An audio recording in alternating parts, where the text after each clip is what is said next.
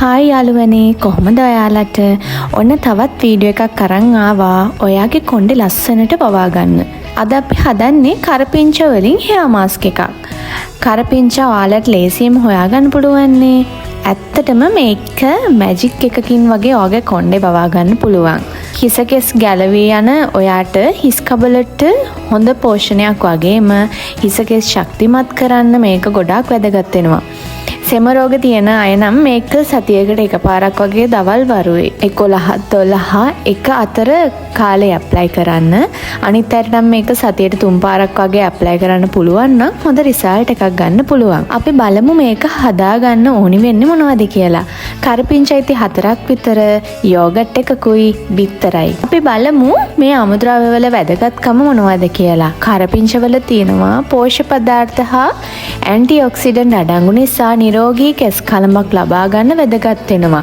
මෙහි බීටා කැරොටින් හා amino acid අඩංගු නිසා කෙස් කලඹ ශක්තිමත් කරන්නත්, හිස් කබලට සපයන රුධිර සැපයීම වැඩි කරලා හිස කෙස් වැවීමේ වේගය වැඩි කරන්නත්, මෙහි ප්‍රෝටීන් අඩංගු නිසා හිස් කබලට පෝෂණය ලැබීම නිසා කෙස් ගැලවී යාම අඩු කරන්නත්, විටමින් B බහුල නිසා කෙස් වලට මෙලනින් අවශෝෂණය කරලා අකලට කෙස් පැසීම අඩු කරන්නත්, හිස් කබලේ ඇතිවන වියලි බව අඩු කරලා ඩැන්ඩ්‍රෆ් අඩු කරන්නත් වැදගත් වෙනවා. යෝගට් වල ෆැට්ස් හා ප්‍රෝටීන් නිසා කෙස් වලට පෝෂණය සපයලා වියලි ඩැමේජ් බව අඩු කරන්නත්, මෙහි ලැක්ටික් ඇසිඩ් සහ නැචරල් ප්‍රෝබයොටික් අඩංගු නිසා හිස් කබලේ මැරුණු හම අඩු කරලා බැක්ටීරියා ආසාදන අඩු කරලා ඩැන්ඩ්‍රෆ් අඩු කරන්නත් වැදගත් වෙනවා. ඒ වගේම යෝගට් වල ඇසිඩ් ලෙවල් එකෙන් හිස් කබලේ pH අගය අඩු කරන්නත් වැදගත් වෙනවා. බිත්තර වල ප්‍රෝටීන් අඩංගු නිසා කෙරටින් නිෂ්පාදනය වැඩි කරලා ඩැමේජ් වුණු කෙස්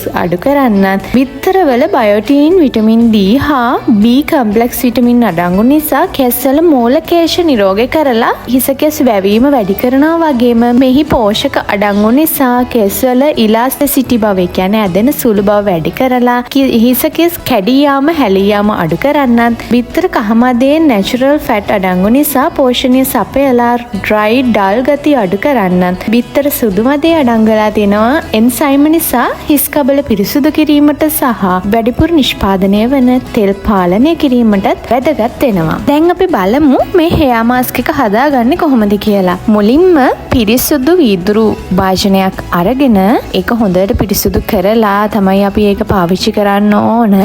ඒකට අපි කඩාගත්ත බිත්තරය එකතු කරගන්න ඕන.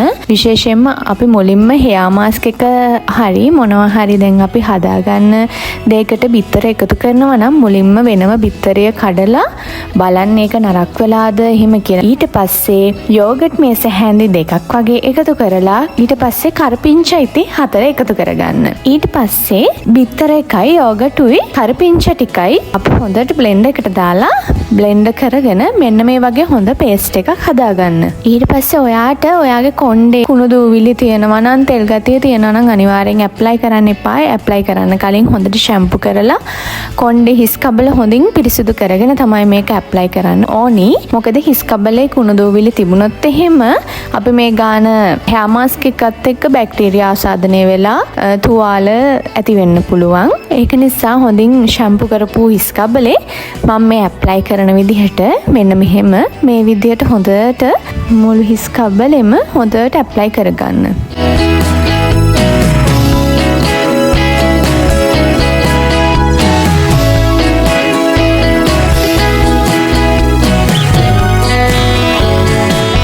මේ විදිහට හොඳට මසාජ් කර කර මේක ඇප්ලයි කරලා විනාඩි 10ක් වගේ හොඳට මුළු හිස් කබලටම මසාජ් එකක් දෙන්න.